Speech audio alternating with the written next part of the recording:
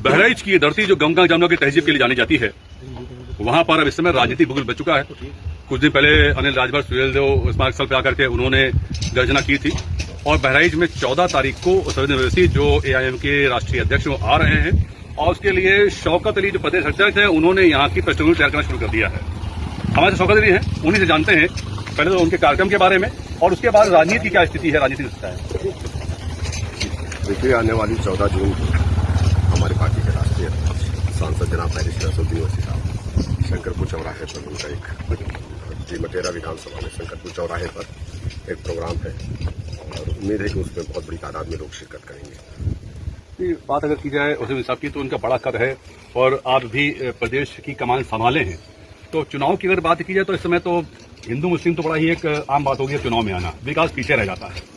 आपका क्या विजन रहेगा इस बार के चुनाव में? देखिए, उत्तर प्रदेश के 75 जिलों में सबसे पिछड़ा अगर कोई जिला है तो उस जिले का नाम बहराइच है। यहाँ पर एक ही परिवार का लगभग 25 से 30 सालों से राज रहा है। पहले पिताजी थे, माताजी भी मेंबर ऑफ पार्लियामेंट रही है, खुद भी आप मंत्री रहे, कैबिनेट मंत्री, 2-2, 3-3 मंत्रालय था आपके पास। लेकिन अगर आप बहराइच को देखेंगे तो बहराइच में विकास के नाम पर जीरो है।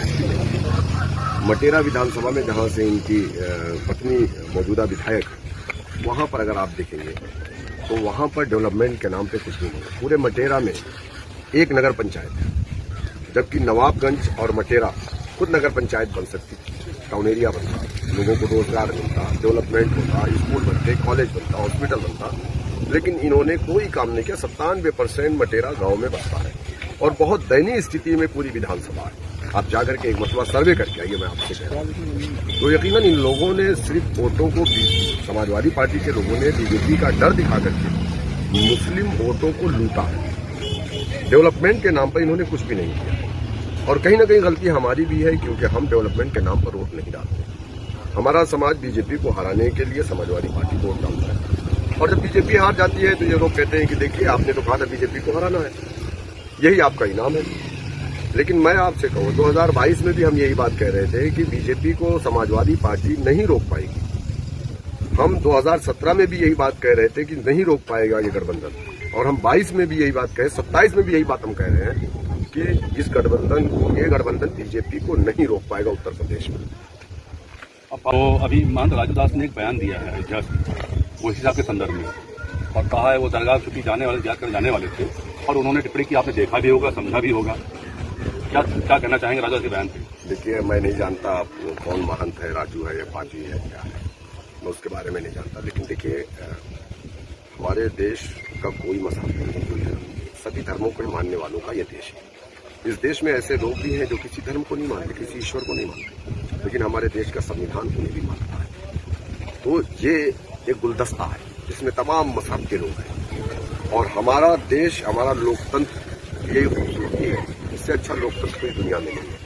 ये राजू दास जैसे लोग, ये वही लोग हैं जो हमारे देश के लोकतंत्र के लिए खतरा है। ठीक है, बीजेपी हुकूमत है, इनको संरक्षण मिला है, दुनिया रात बना पकना है, लेकिन हुकूमत 5 साल की होती है, 50 साल की नहीं। तो आपके भाई भी तो बोलते थे कि छोड़ दिया जाए 15, उनका बयान बड़ा चर्चित रहा, प्रदेश चर्चित रहा है कि 15 दिन की मोहलत दी जाए और दिखा देंगे कि मुसलमान क्या है और हम क्या हैं। देखिए, मैं आपको बताऊं, जिस बयान की आप बात कर रहे हैं वो मामला कोर्ट में था। उनके भाई लंदन में थे जब उनके ऊपर FIR दर्ज थी, उन्होंने आकर के अपने आप को सरेंडर किया, 40 दिन जेल के अंदर रहे, उसके बाद बाहर आए, मुकदमा लड़ा और आज वो बरी हो गए उस मुकदमे से। तो उसकी बात तो आप खत्म कर दीजिए। जब न्यायालय ने जिसको बरी कर दिया फिर आप उससे बात नहीं करते। लेकिन हमें अफसोस इस बात का है कि आज इस देश के अंदर हमारे देश के प्राइम मिनिस्टर ने कहा कि कभी कभी पिल्ले आ जाते हैं गाड़ी के नीचे। तो उस बयान को किस संदर्भ में आप देखते हैं?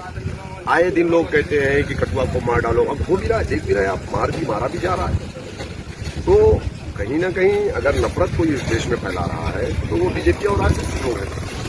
मुसलमानों ने कभी इस देश में नफरत फैलाने का काम नहीं किया, बल्कि इस देश को जोड़ने का काम मुसलमानों ने किया। जिसके बारे में लोग अनाप शनाप रखते हैं, जहां हम खड़े हुए हैं, जिस जिले की पहचान सैयद सालार मसूद गाजी रहमतुल्लाह अलैह से है, आप मुझे बताइए कि उनकी दरगाह पर माथा टेकने वालों में 70% तादाद हमारे नॉन मुस्लिम भाइयों की है।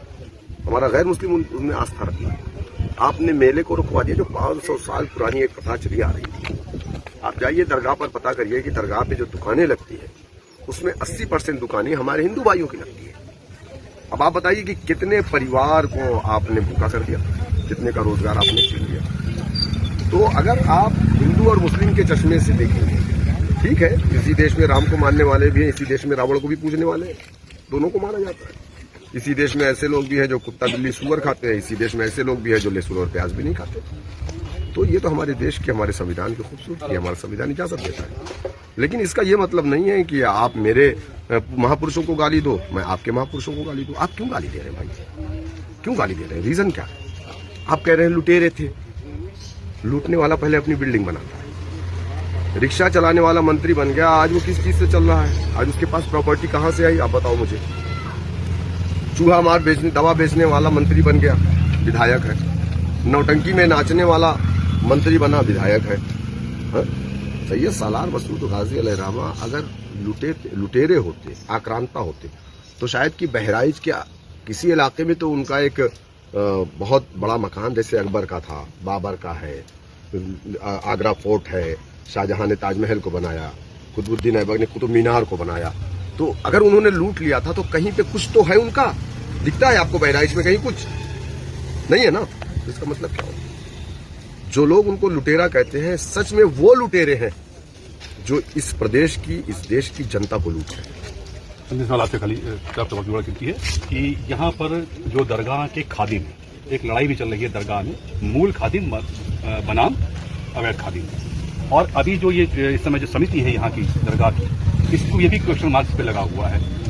जरूर जहाँ से भी बनी हुई कुछ क्वेश्चन मार्क लगा होता है, सब जिस मामला। लेकिन इसी बीच बात चल निकली है, यहाँ के सांसद महोदय ने कह दिया ऐसे सर्वे के बारे में, अनिल राजभर जी ने भी कह दिया ऐसा सर्वे के बारे में, और कुछ मूल खादिम वो भी ये कहते हैं, हिंदी खबर से उन्होंने ये कहा कि हाँ, यहाँ पर वो कूप भी है, वो कुआं भी है, जहाँ पर ये अच्छा हुआ करता था, ऐसा है, ऐसे प्रमाण है, ऐसे लोगों ने हिंदी खबर से कहे। आप इसमें क्या मतलब क्या कहना चाहते हैं? आप प्रमाण तो लोग बताते थे कि बाबरी मस्जिद भी मंदिर तोड़ करके बनाई गई है, लेकिन सुप्रीम कोर्ट ने तो स्पष्ट कर दिया कि कोई मंदिर तोड़ करके बाबरी मस्जिद की तामीर नहीं हुई है। लेकिन आस्था की बुनियाद पर सुप्रीम कोर्ट ने फैसला किया है। तो ये बकवास बातें। ठीक है, सत्ता शासन आपका है, कुछ भी आप कर सकते हैं। आप मेरा घर ले सकते हैं, आप मेरी मस्जिद ले लीजिए, मेरी दरगाह ले लीजिए, सब कुछ ले लीजिए। आपने बाबरी मस्जिद को ले लिया, आस्था की बुनियाद पर ले लिया आपने, ठीक है, कोई मसला नहीं है। लेकिन जो बातें कह रहे हैं ये बकवास है।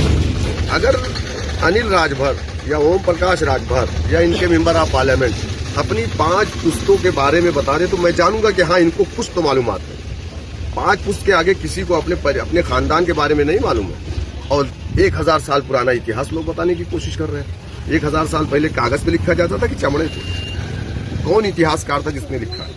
अरे कोई भी उठा मुंह उठा करके कुछ भी लिख दे तो वो इतिहास हो जाता है। सालार मसूद गाजी कहाँ पैदा हुए थे? उनके बाप का नाम क्या था? उनकी माँ का नाम क्या था? बताए जरा लोग, अगर बड़ा इतिहास पढ़े।